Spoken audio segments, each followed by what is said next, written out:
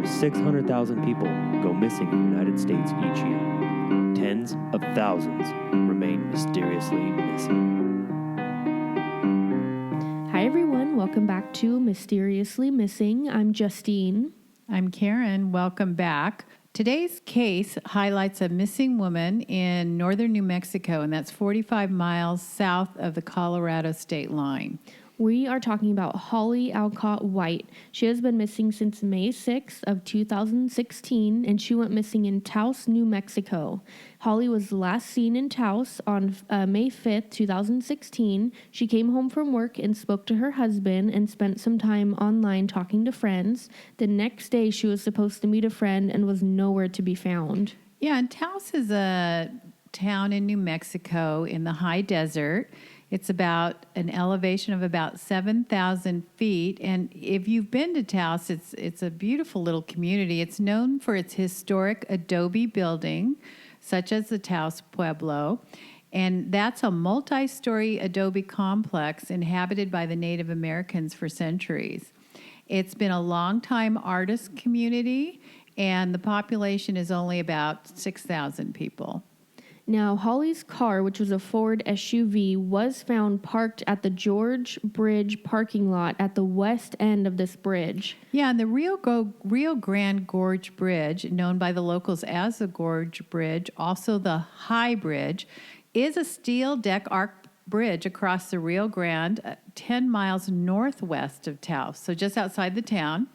And it's about 600 feet high, so above the Rio Grande River. And it's the 10th highest bridge in the United States. And then we're also going to be talking about Albuquerque, where they were going to move her and her husband. And that is the largest city in New Mexico. And it's located in the central region of the state along the Rio Grande River as well. And it's about 130 miles southwest of Taos. So they were moving 130 miles southwest. And that population is 555,400 people. So, over 500,000 people, quite a large area. Right. Now, Holly, she did have her ears pierced, but I don't believe she had any tattoos that we could see in her pictures. Her date of birth is August 11th, 1966. So her current age is 52 today. She'll be 53 this year. Right. She went missing at age 49, though, and she weighs about 200 pounds, and she's about 5 feet, 11 inches. She's Caucasian, and the date of the last contact, like we said, was May 5th, 2016. She does have light brown, kind of blonde hair, and her eye color is green. She went to, and I don't know if we're saying this right, but Cibola High School in Albuquerque, New Mexico. She studied business at Eastern New Mexico University, 3.5 hours east of Albuquerque in Portales, New Mexico. So it looks like she's lived in New Mexico all of her life. Yeah, kind of all over. Those close to her described her as meticulously organized and warm. She is well known from her decades of work at the TCA, which is the Taos Center for the Arts. She was fun to be with. She was always positive, says her father, Ray. Yeah, so her husband is Jeff White, and he's quoted as saying he doesn't believe she would have disappeared on her own without contacting someone by now, especially her father, very close to her father, who is Ray Alcott, and then her brother is Aaron. And another person that comes to play in the timeline is Cynthia Arvison, and that's her walking friend. Who she was going to meet that day, I believe. Right. And then later on, they hired a PI, Elaine Graves, and that was hired by her entire family. And as we stated, she was the general manager at the Taos Center for the Arts. Right. Now, getting into this timeline, so let's go to May 5th, 2016. It was a Thursday night. Her husband stated, "I talked to her Thursday night. We were making plans to go to a party. It was a farewell party to be held in her honor at the Taos Center for the Arts. And we were just laughing and joking like always. The private investigator, Elaine, confirmed she came home from work and she spoke to her husband on the phone. She was online talking to some friends as well. Holly was last heard from at 9:20 p.m. on May 5th. So I wonder if the 9:20 was a call to the husband or just online with friends. Possibly, yeah. Mm-hmm. Now, Friday, May 6th, Holly had plans to walk with a friend, but when she did not show up, her friend became concerned. Holly and I have always walked every every weekday for the last 8 years, says Cynthia. When Holly didn't show up, Cynthia went to her house to check on her. I went into the kitchen and there's her purse, and that's odd because she usually brought her purse to the park, says Cynthia. She was gone. Holly's personal belongings and her dog were found at her home. Later that day, Holly's blue Ford Escape was found parked at the west end of the Rio Grande Gorge Bridge, which spans the Taos Gorge, yeah. Right. And we said that was 10 miles out of town. So. Exactly. Now, when Jeff, her husband, received news that Holly was missing that morning, he immediately left Albuquerque and headed north. He had already planned to arrive that afternoon to join her at the farewell party to be held that evening. Yeah, and after 22 years of working as the office manager for the TCA, she had given her notice, and she was scheduled to work through May 13th. Her last day would have been just a week after she disappeared, and she was in the midst of training her replacement. And friends say she was looking forward to moving to Albuquerque, where Jeff had taken a new job. He found a house for the couple to live in. She had an interview lined up as an office manager at a dentist office, and their Taos home was under contract with a scheduled closing date. So the house was for sale, it had gone into escrow, and it was going to close, and she had already applied for another job. And it seems like, everything was kind of going as planned. Lined she up. had made plans for the future. So Jeff is quoted as saying, everything was here, her belongings, her cell phone, her charge cards, her license, and so she left in a hurry. And the dog was there too, and this was more her dog than his. They were really bonded. And Jeff said it was hard for him to process that his wife was missing. I couldn't even think on Friday. I didn't even really eat until Sunday when a buddy came over. I was just shocked. Now I'm confused. I don't know what really went on. I know damn well she didn't jump. She didn't leave me. There would have been a note. She's not a cold person. She would not leave her dog. I don't know why she would just leave on her own. She wouldn't, he said. Authorities don't believe Jeff was involved in her case. He wasn't even in Taos at the time she disappeared. He described their marriage as happy and states he doesn't think Holly was having an affair or that she would have committed suicide without leaving a note or left without telling anyone. So now, May 7th, 2016, it's a Saturday, a missing persons investigation was launched, and the search and rescue effort was in the area of the Rio Grande Gorge Bridge. Now, several searches conducted in and around Taos County and at the bridge where Holly's car was found parked came up empty. Grassroots organizations and volunteer search parties conducted by friends and family were similarly unsuccessful. Now, May 9th, a few days later, a NamUs case was created for Holly, and May 12th, 2016, this is 1 week after her disappearance, state police searched from 8 a.m. to 7 p.m., covering 16 miles of the Rio Grande with a dive team. Now, Bill Miller of the Big River Raft Trips volunteered his rescue boat. The team didn't dive, but say they were there with Bill Miller in case they had to go in and retrieve a body, state police said. The river is running pretty fast and pretty deep. The team assisted with the communications and whatever support they needed, police had reported, who also said it is common for people who jump from the bridge to be found by river rafters in late summer once the water level dissipates. Now, before the raft search took place, river rafters had found a shoe floating among debris in the river, and state police said it was Holly's size. It was a black mesh Skechers shoe with a Velcro strap, not a river rafting shoe, but a woman's comfort shoe. Cynthia, the friend who originally reported Holly missing, said it could have been Holly's shoe. Jeff said that Cynthia showed him another pair of her shoes that were like the one found in the river, but in different color. He thinks someone parked the car at the gorge as a decoy and threw the shoe over the bridge to sidetrack police. That sounds a lot of work to just do a shoe, but right. So there's a YouTube video 6 weeks after she went missing that you can watch, and Cynthia, her friend, states, "This is surreal. It would be better if there was an answer. She went missing on my birthday. We were supposed to walk that day and she didn't show up. I'm just hoping that she's somewhere safe and she needed to get away and hope she comes back to us. Holly, if anything is wrong, we don't care. We just want you back. So many people care for you. We love you." And then in August 2016, and this is per the Taos News, although the case never evolved into a criminal one, Jeff, her husband, took and passed a polygraph test in the hope that at least one theory can now be dispelled, that he was somehow involved in her disappearance. I was a suspect right off the bat. I just expected that, of course. I watched those cop shows. I live in Albuquerque. We rented the house through my boss at work. He lives right next door. I was there at work the next morning at the regular time. No big deal. No, I couldn't do anything like that to anybody. And this is Jeff speaking. Elaine Graves, a private investigator who has been working with New Mexico State Police on the missing person case, and a former Taos resident herself, administered the test. I was hired by Holly's father in August, Graves said, and I feel like my job is to leave no stone unturned. If foul play is involved, I will find it. I am working closely with Holly's dad, husband, friends, family, and the New Mexico State Police. The best outcome is that we find Holly alive and well, but I am looking into every possibility. So the PI went on to say that Jeff chose to take the test, the polygraph test, because he wanted to be completely ruled out as a suspect, and also to make sure that the case was moving forward. Asked on the polygraph test if he had anything to do with his wife's disappearance and if he was in Taos during the evening or morning hours when Holly disappeared, he said no. Graves said there was no deception detected on the test.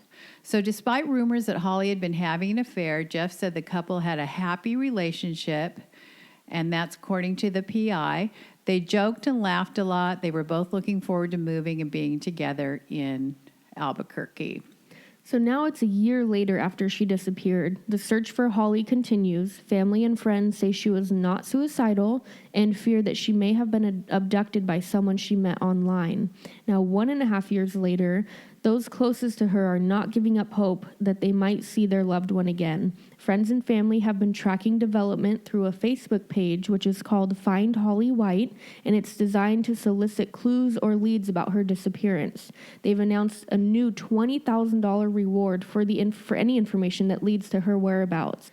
Holly didn't leave any indication that she was going anywhere, said Detective Barry Holfelder with the Taos Police Department. While people keep searching and looking for more clues, her family is not willing to give up. On August 11th, 2017, they said happy birthday and posted a message. This message reads, "I will keep looking for you as long as I can, and maybe someday God's light will shine on us and we will be together again." And this was posted and signed by her dad. So 2 years later, on Sunday, May 6, 2018, Holly's family and friends gathered at the Taos Plaza, pleading with the community to come forward with any possible leads. They still haven't given up hope in the search for her. At the gathering, Holly's spirit was alive and well, as local law enforcement also gathered to honor her. May 2nd, 2016, Holly called me and we were having a good time on the phone, says her father, Ray Alcott. That was the last time her father says he heard his daughter's voice. Now, 2 years later, he is left with one question. I don't know if Holly is alive or dead. I don't know, he says. Holly's brother, Aaron Alcott, embraced his father, Ray, as he concluded his remarks during the event. Speakers included Taos County Sheriff Jerry Hogriff, who spoke to the importance of coming forward with even the smallest details that can resolve a missing persons case. Sheriff Hogriff cited the case of Frankie Martin, another Taos County resident who went missing around the same time as Holly, but was found when a hot air balloon rider stumbled upon a clue last fall. She was loved by so many, and we just really wanted to remember this day, said Elaine. Family and friends hope this day reminded the public that a beloved woman is still missing and that anyone who knows something should come forward. We're going to move forward from this day and keep going to keep the investigation going, and that's quoted by her dad.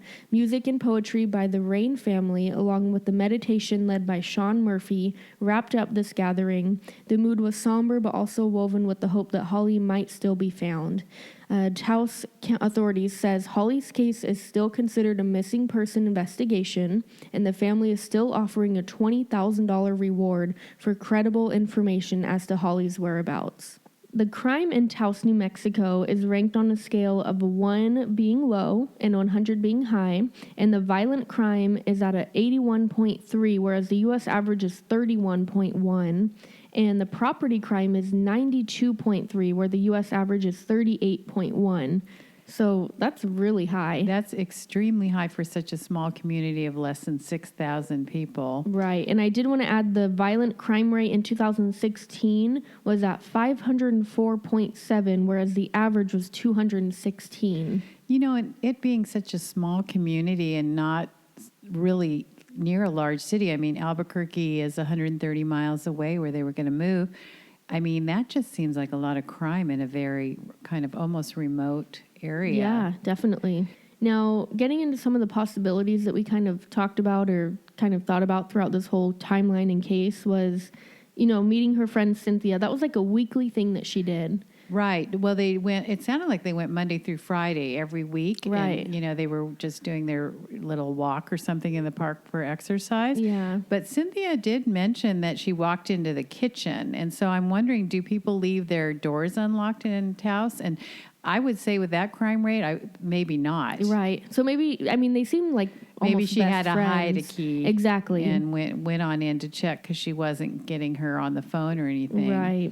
Now, their house was pretty much up for sale because they were going to be moving. Well, it was under contract, so that means it's an escrow. Mm-hmm. That means it was going to close. Usually it's a 30-day escrow. So Right. there probably was still a sign out front. So did that bring in some Maybe it crime? lured Like someone in somebody there. thought, okay, they've already moved.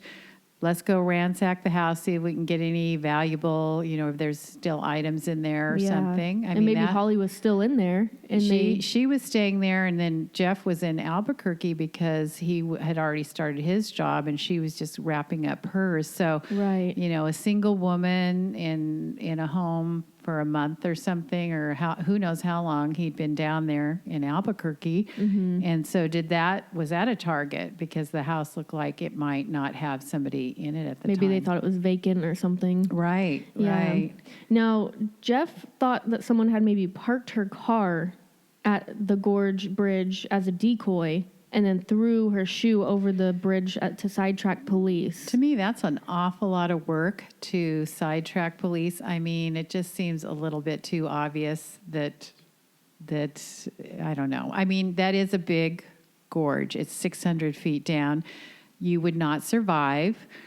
Yeah. And it, it seems like they have found bodies there before due to the investigation that went on. But again, I don't know. You've put a shoe there, and it's, I don't know. It just seems a little too much of a setup to put a car there. I just want to add that I know Jeff passed the polygraph test and nothing pointing to him, but why would he? I don't know, why he would say that this was a setup. It's almost like maybe he knew something, but again, he was willing to work with the police and everything. So I don't know. It just seemed a little bit weird. Yeah, but the way you react when you're in a situation like that you never expected to be in, it's like you're trying to get, he said he watched a lot of crime shows and he was trying to get them to get directly to the case.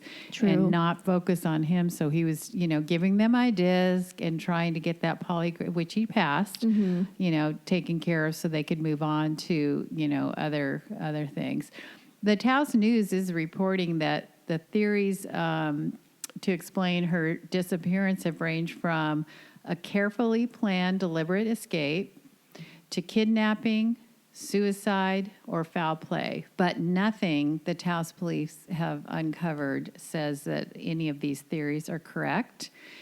And I would think in such a small community, you might be able to get some more clues. Somebody saw something.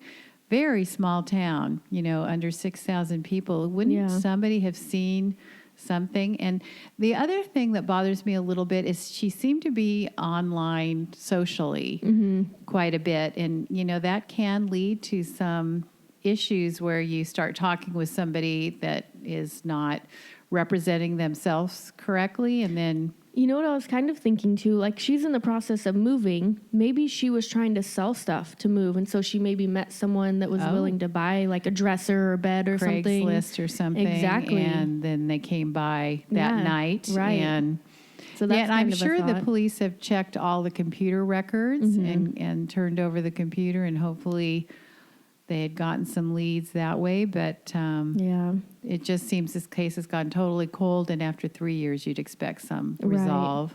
Now, you can find a couple Facebook pages, or at least one Facebook page and also a GoFundMe page. The Facebook page is titled Find Holly White. They actually have a lot of information on there, like pictures And she's got over 1,400 followers. Right. Now, the GoFundMe page was set up, and it's to raise money for those search efforts. So far, it's raised around $1,000, and they have a $15,000 goal. Right. And if you have any information about Holly, please contact the New Mexico State Police at 575-758-8878. And boy, her father and her family just loves her and misses her and wants her home. So Yeah. You can always email us at mysteriously.missing411@gmail.com. Follow us on Instagram. We have pictures up there. Usually we'll post maps and everything. YouTube, we're on Podbean and iTunes. But any help just getting these cases out there and helping these families, it's so much appreciated. So thank you guys so much for listening. thank you.